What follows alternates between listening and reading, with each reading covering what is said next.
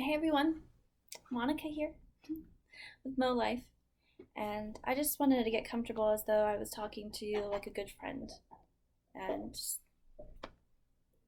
get some things off my chest, some feelings, some energies.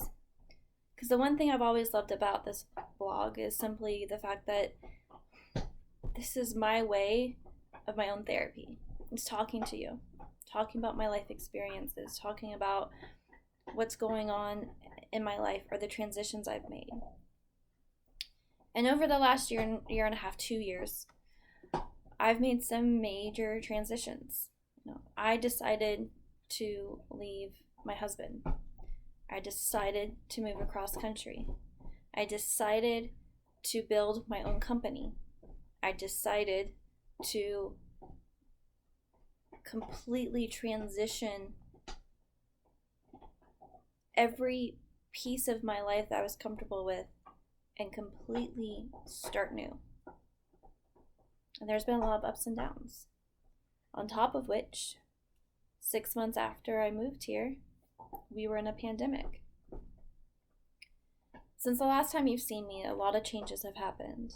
As you can tell, I'm in the comfort of my home now. Unfortunately, back in November, I lost my job with the clinic. And that also meant I also lost my office. And I've had to pivot and transition as a single mom.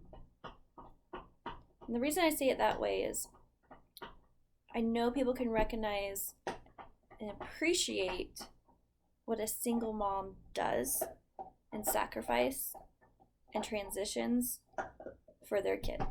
Same way as a single dad. We're constantly transitioning and pivoting when it needs to happen to make sure that there's a roof over our kids' head, there's education, there's food on the table, the bills are paid. And sometimes it's just hard.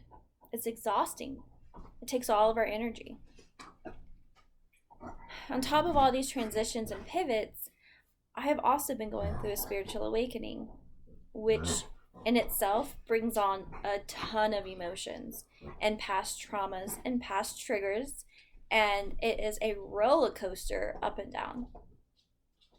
On top of that, I was also diagnosed with clinical depression again, and I was asked to be put back on meds, and I'm now on meds again for my clinical depression. And as you may know from previous vlogs, I've always been proud that I was able to wean myself off meds and be fully dependent on my mindset and my lifestyle to keep me in a healthy environment and a healthy mindset and a healthy way of life. But I also have to remind you, sometimes in life, we have to do what's best for us. And right now, being back on medication for my depression is what's best for me. On top of all these transitions, I've had to make the personal decision to pivot even more. And at this time, I'm working on my state license to be an agent for life insurance and pivot into a new company.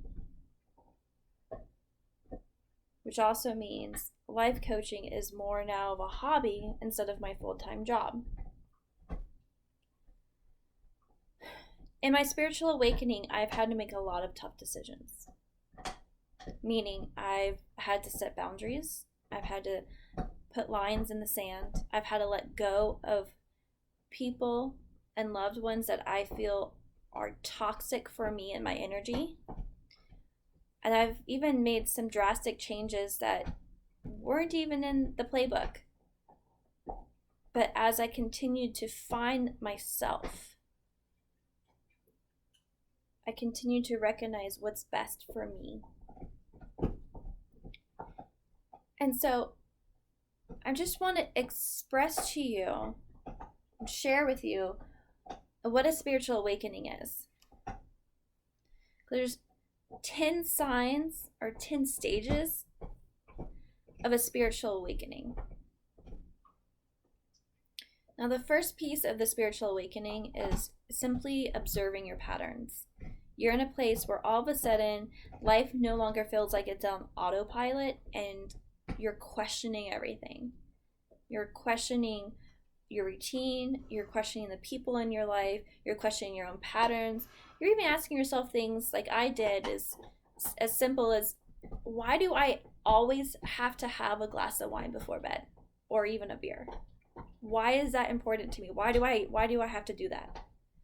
Or why is it after Peyton goes down for bed that I still have to stay up for 3 hours and watch TV? Why can't I read a book or go to bed with her?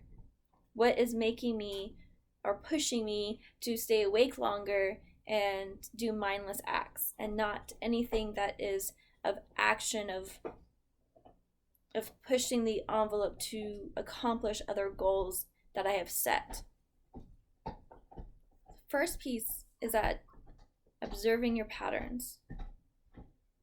And you start asking yourself questions like, why do I get angry so often? Why am I always comparing myself to others? Why can I not get out of bed when my alarm goes off? That was a big one for me. I was getting up at 8 o'clock in the morning. Peyton goes to school at 9. That was part of my day. Since I changed that, without the alarm, I am up at 5:30 every morning now. It's the best thing I could have ever done for myself. I get up before the sun, I have my coffee, I do my yoga, I do my stretches, I take a moment for myself, I meditate, I even journal.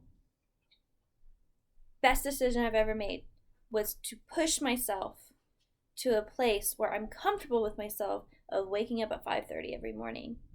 And I may still go to bed at 11 p.m. at night, but I recognize my body does okay with 6 hours of sleep. I don't need 9-10 hours of sleep. 6 is fine. And the strongest question I had for myself is this: why do I attract drama so much?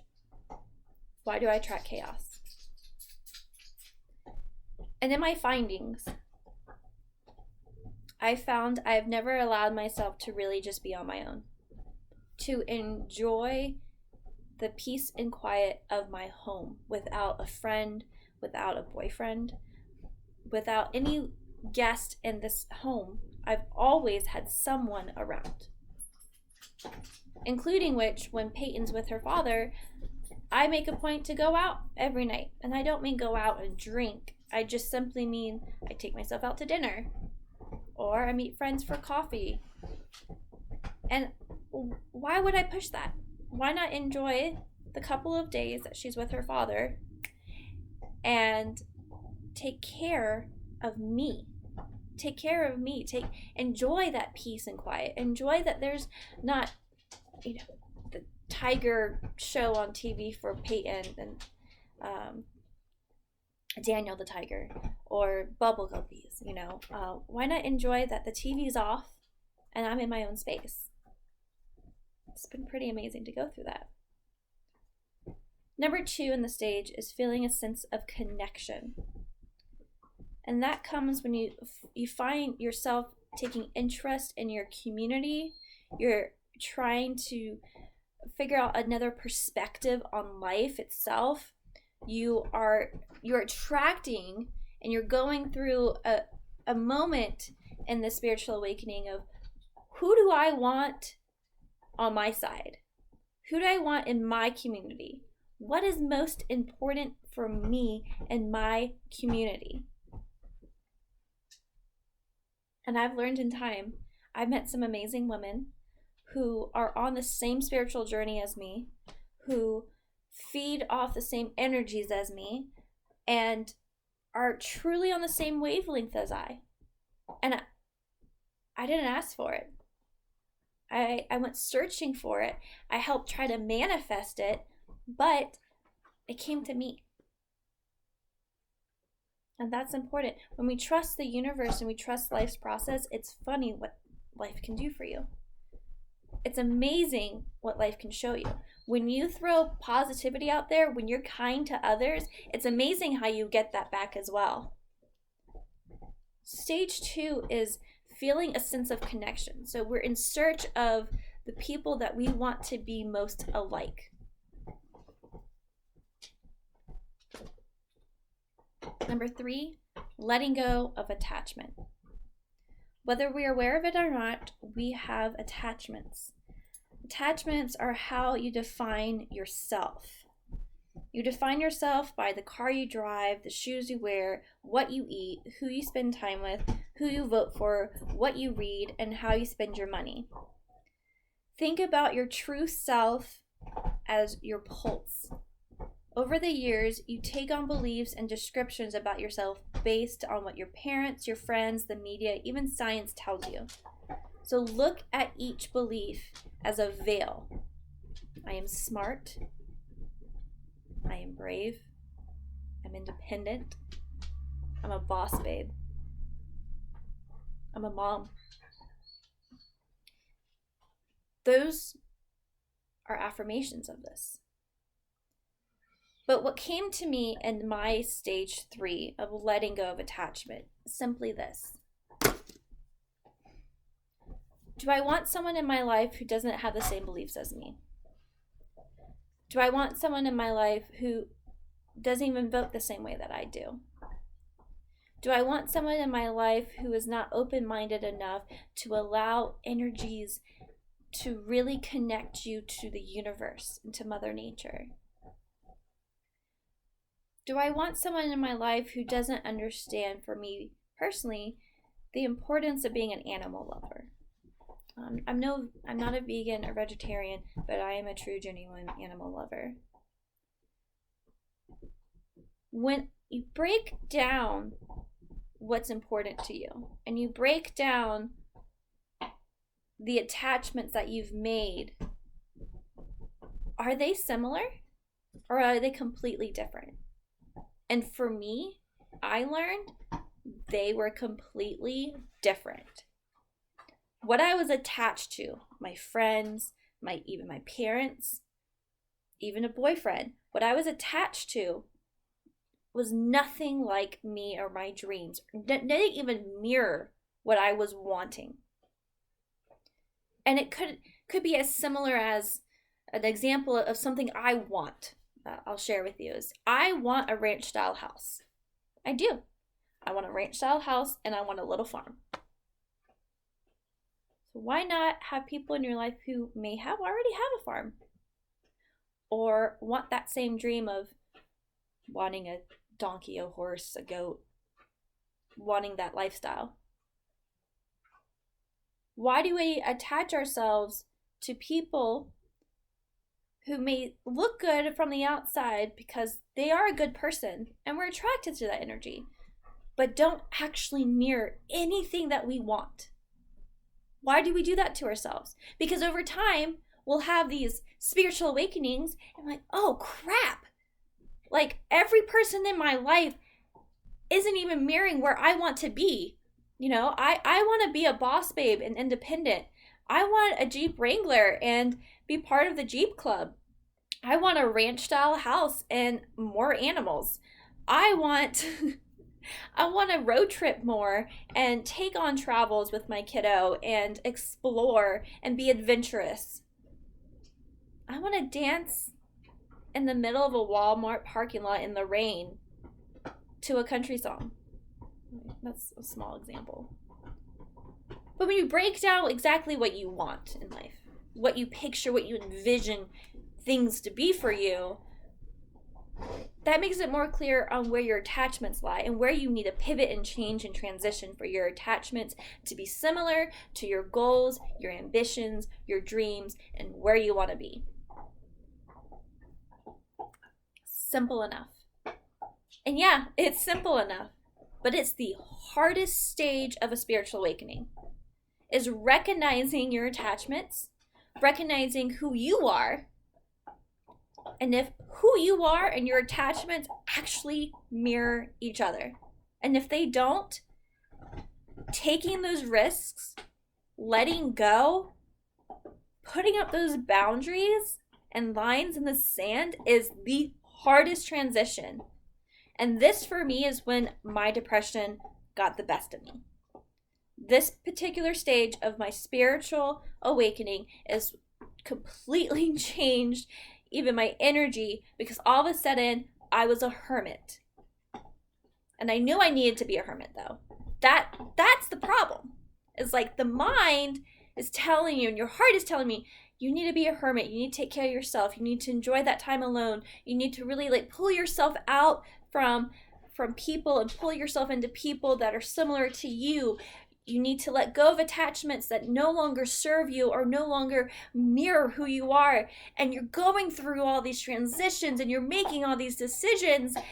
And then there's a day where it all just starts to come together and it gets emotional, and then sometimes it can trigger things that you didn't realize still existed. And for me personally, it was my depression. And my depression is triggered because of my traumas, because of my past, because of what I've been through. And it was cultivated this energy of yin and yang and push and pull. And I was like, oh my God, this roller coaster is insane. When do I get off this ride? But I kept pushing and I kept pushing. And I tell you why. Because we're going into stage 4. Finding inner peace. What? Finding inner peace. And it still isn't easy. I'm actually still somewhat in this phase of inner peace because I've had moments over the last few weeks where I have just genuinely broke down and sobbed.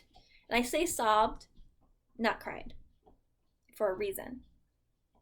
Sobbing, we're letting go. I genuinely feel when you sob, you're letting go of energy on top of it. When we cry out of sadness.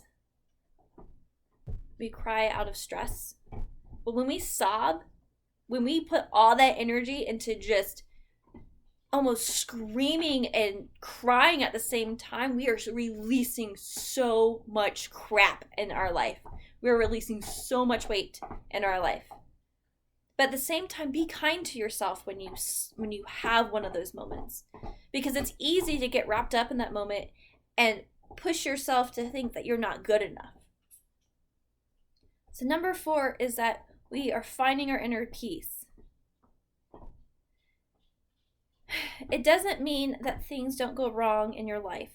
It doesn't mean that things do go good either. I mean, it just means that when things do go bad, you aren't on an emotional roller coaster of anger, frustration, and despair. Well, my words got jumbled. Let me read this again. Finding that inner peace. It doesn't mean that things don't go wrong in your life. It just means that when things do go badly, you are not on an emotional roller coaster of anger, frustration, and despair. The Dalai Lama describes inner peace like stubbing his toe. He still experiences an emotional charge, but it's fleeting. Inner peace is like a magnifier of positive emotions and a wet blanket over negative ones. This is when inner peace is sometimes looked at as you're heartless and emotionless. Those two sometimes go together. When someone doesn't recognize someone's energy over a situation and they're not as upset as the other person, sometimes that is recognized as, wow, you are heartless. Wow, you show no emotion. Wow, do you even feel? Right? That's when it's easy to come back to somebody and say to them, you know, it's important to understand it is what it is. And the inner peace inside of me recognizes that this is just a piece of life. This is just one of my experiences of life. This is just one of my life lessons. And I'm going to go home and meditate on this. I'm going to observe my patterns of this transition or of this loss. Or there's so many different ways to maneuver through an experience and recognize in yourself that your inner peace is more important than bursting out, than showing that emotion, than getting angry, than throwing a fit. And when others recognize that you're not throwing a fit, they're going to try to push you to throw a fit, believe it or not. They're going to say things to try to trigger you. They're going to push you to a place that may push you into a temptation to be triggered. But don't allow it, because guess what? You've been through a spiritual awakening. You know the importance of inner peace. You know the importance of that peace of within, as simple as the peace that is within you when you're getting ready for bed at night. Don't allow others to trigger you. Don't let life experiences trigger you. Let it go. Recognize the life lesson. Recognize the experience 100%. Meditate on it if you need to. But don't mess with that inner peace. Don't mess up all the hard work that you've done on yourself to love yourself. Let's go into stage 5. So when we increase your intuition,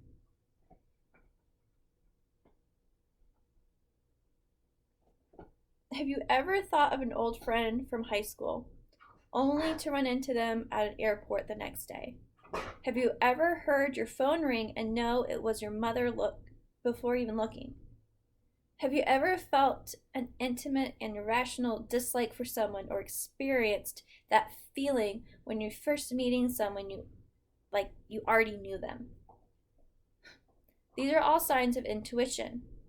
If thoughts, objects, and individuals all have energy, spiritually awoken human beings seem more apt to connect with this energy on a regular basis. Your intuition, your gut. Start listening to it. And sometimes it's going to be risky. Sometimes it's not going to be pretty. Listen to it. Listen to that intuition. Is it a good decision? Is it a bad one? Is that a good person? Is that a bad person? What does your energies really feel like? Did they just lie to me? Are they keeping something from me? Do they really want the best for me? Am I on the right path? Am I on the path for me? Or am I trying to be on this path for somebody else? Trust your gut. And that's when we go into number 6. Having synchronicity. Along the same lines of intuition, there is that of feeling that the universe is conspiring to make something happen. This is manifestations. Your new neighbor has a San Diego license plate, and your barber mentions they were just in San Diego last weekend. Then you turn on the TV and a San Diego tourism advertisement is playing. Some might call that coincidence, but others believe these are signs that are guiding you.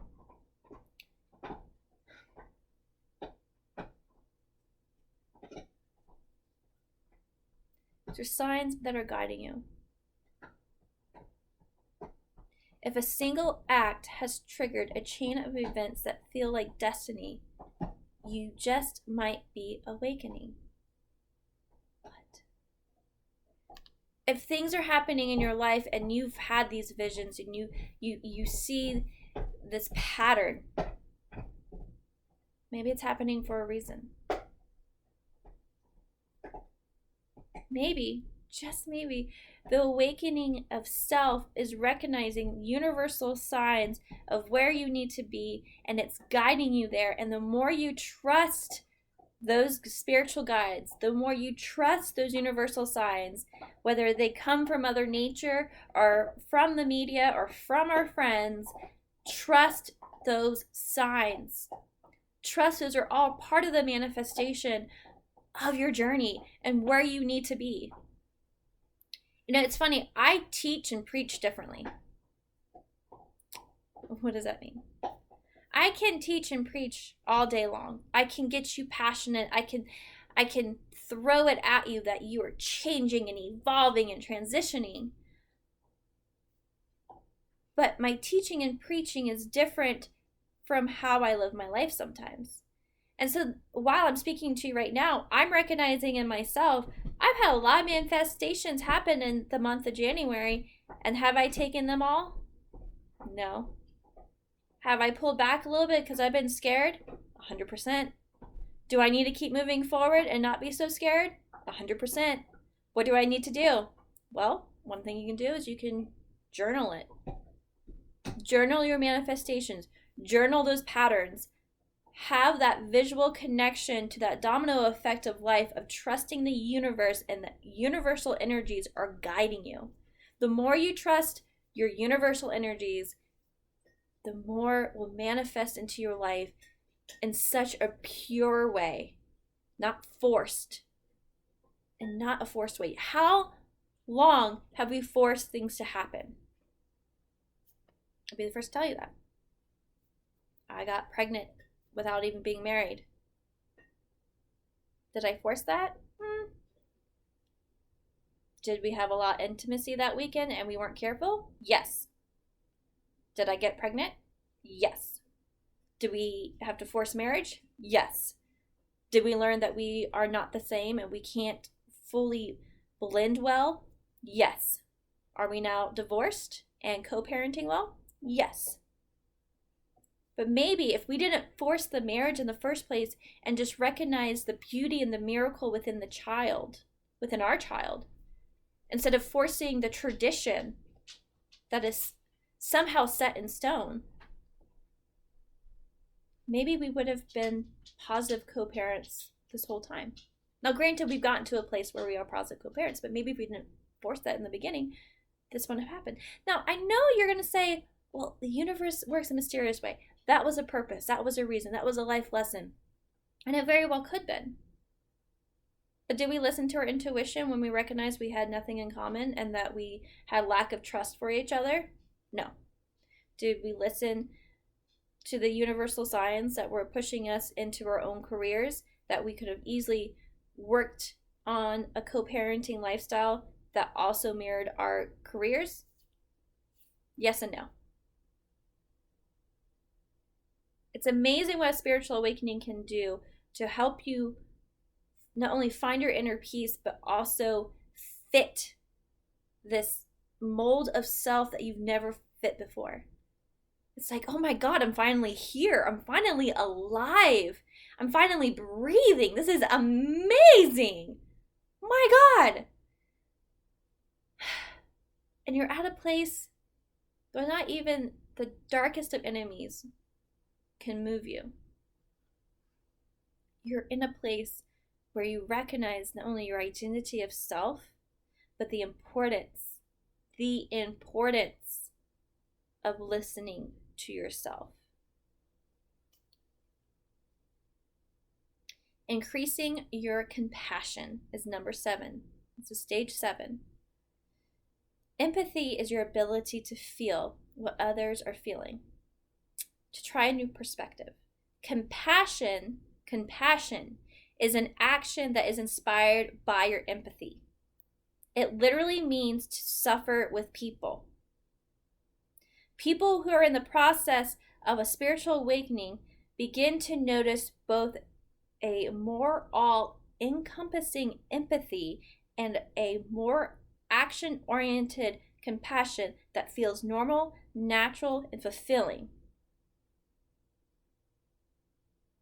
One area of compassion that is often forgotten is self-compassion. Self-compassion is composed into 3 main components: self-kindness, a sense of common humanity, and mindfulness. If you are experiencing self-kindness, a sense of common humanity, and mindfulness, you're on the path towards your spiritual awakening. Compassion, completely different from empathy. We are feeling more. We're allowing ourselves to feel more. We become more human. We're not blocking the walls to our heart, to our feelings, to our mind. We are no longer saying that our heart is broken and we can't trust anymore. We are no longer saying the traumas in my life have kept me this way. We are no longer saying that what we've been through in life is why we are so guarded. We have literally let go of all of that, and we're finally showing compassion. I resonate this very well in recent days, actually. About a week ago, I was going through some things. I was a little hurt, and I was feeling my compassion. I was speaking to one of my dearest friends over in California, and I was just pouring myself out there. And you know what she said to me? literally woke me. Monica, it is so nice to see you human again. What? It is so nice to see you human again. You are allowing yourself to feel. I've never seen so much emotion in your life. Since I've known you, I've never seen so much emotion come out of you. And you're allowing yourself to feel. Guess what? That's part of that compassion. That feeling, that's compassion. You're no longer scared to feel. And honestly, it's one of the greatest parts of this awakening is you're no longer guarded. You're just like, I'm going to feel. I'm going to be happy. I'm going to be sad. I'm going to help others. I'm going to feel the emotions of that romantic movie. I'm going to feel those emotions of my child when she's angry. I'm going to feel those emotions when I'm angry, and I'm not going to hold back. I'm going to be me. And when you release those energies, when you release those feelings, when you release that compassion, you're so much more in your inner peace than you ever believe. You're actually more well-rounded because you are releasing your feelings instead of holding them in. What? It's amazing. Amazing. I'm sorry, I'm just getting so excited. Number 8 is removing fear of death. And basically this is what this generally means is you have now at a place where you have gone through the process of a spiritual awakening. You have now found your truest identity of self. You have now felt more than you have ever felt before. You are now in a place of love for yourself, self-care, self-worth, confidence. And with all of that, believe it or not, that cycle goes back to not fearing death. Because now you are allowing yourself to actually live life. What?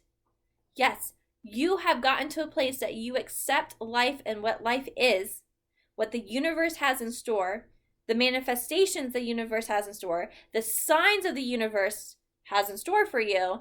And on top of that, you're now at a place of peace where you do not fear death because you're now living in the best version of yourself.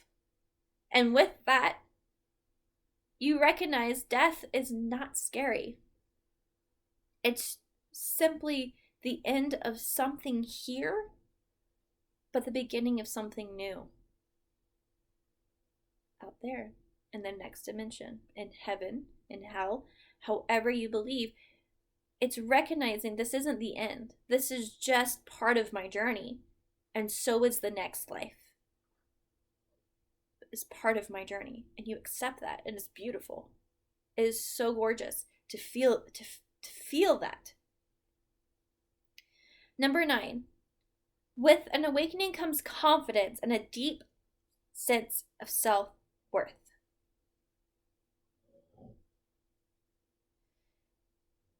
We complete a sense of satisfaction with who we are and the choices we make that make us who we are.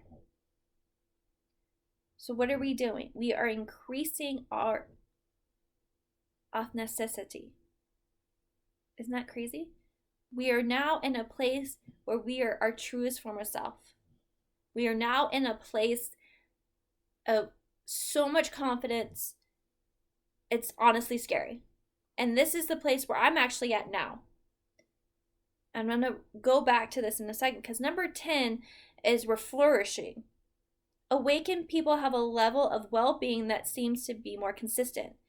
You know that there is a mind-body connection, which translates to people who are happier are also healthier. Now, I'm not at number 10 yet. To be quite honest, I'm not flourishing yet. I'm stuck here at the awakening of self-confidence because it's been so strong. My own self-confidence, my own self-esteem has been so strong, I've actually been terrified and I've been holding back. What? You're going through a spiritual awakening. You've been telling us for 35 minutes of your spiritual awakening and what you've been going through. What do you mean that you're stuck? Well, there's so much energy that is put towards step 9 of recognizing and appreciating your self-confidence and your self-worth that it does take a little time to completely accept it because you've never been there. You see, I've never been there.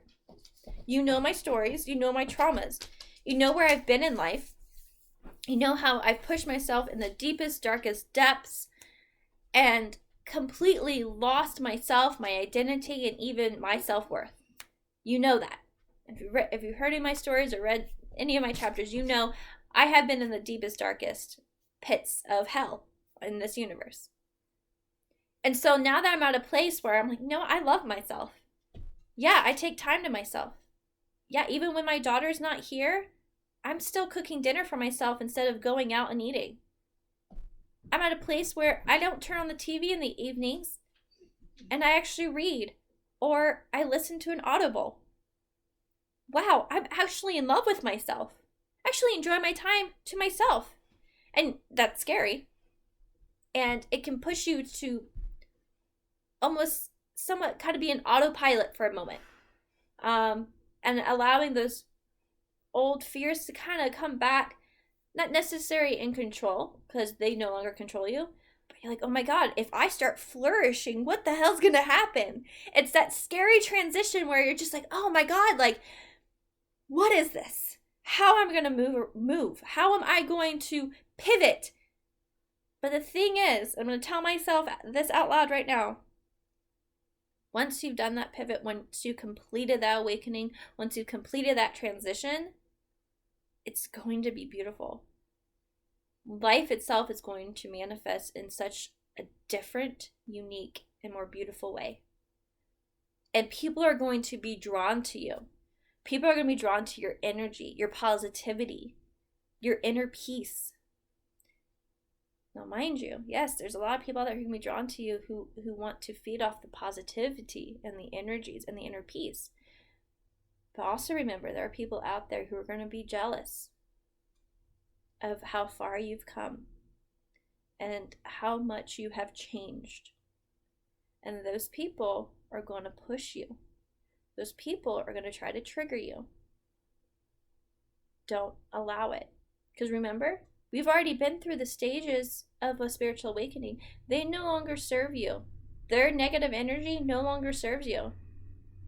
If anything, release some positive energy on them and hope the best for them. But they no longer are part of you. You define yourself. And one of my favorite sayings is this: someone is always going to talk about you. And a lot of times, those someones that always talk about you, listen closely, the someones that always talk about you are the ones that are not actually part of the new you. They only know the old you. A lot of times, the people who talk about you are the ones that know the old you. They don't know the new you because you didn't allow them to be part of your new you. You didn't open the door for them and say, come on in. You've shut that door. So there'll always be people out there. I know the people out there who will always say, I am the villain. How dare I divorce? How dare I take that risk of moving cross country? I have people out there that will always remember me as the partier. I will always have people out there who will always recognize me as the model who honestly was in a carefree space. I will always have people out there who will constantly think of me as a tease. I will always have people out there who will constantly think of me as a heartbreaker. But guess what? They're just thoughts, and those are just people. And those people have no room for you right now or will never have room for you. And so as they may talk about you, as they may bring you up, remember that they're just bringing up a version of you from way back when. Because they are not part of your new you. You did not open the door for them. So embrace that. Be you. Embrace that community that you sought out to be part of your awakening, to be part of the new you, to be part of your truest identity. You're not even a new you, to believe it or not. You are actually just in a space now where you're the most purest form of yourself that you have ever been. Let me repeat that. It's not necessarily that you are a new you. You have just transformed and pivoted into who you've truly been your entire life. The difference is now is that you have let go of traumas, you've let go of the past, you have let go of the weight of anything that's been holding you back from attachments, from people, from places. You have fully let go and you are awoken. You are now awake. What? Yeah. All that? Nothing. All that in the past? That was a whole different reality. Because you are living in a new reality and it's beautiful. I appreciate you joining me today. It's a long one today.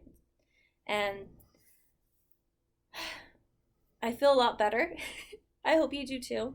If you have any questions about a spiritual awakening, please feel free to reach out to me through my website, through my YouTube, through my Facebook, through my TikTok, wherever you need to be to reach out to me, please do. And if you're in the middle of this spiritual awakening journey, if you're just starting or you're right where I am at that stage 9, transforming to that stage 10 of flourishing, let me know. I'll be happy to help. Or we could just connect and live in that same space together and build that community that continues to help us flourish.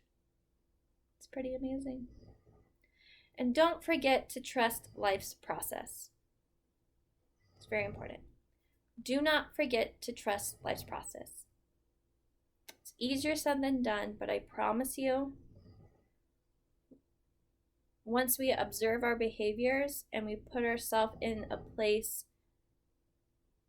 of positivity, of letting go, trusting the life's process comes a lot easier. You guys are amazing. I hope you have a beautiful day, and I'll see you guys back here soon.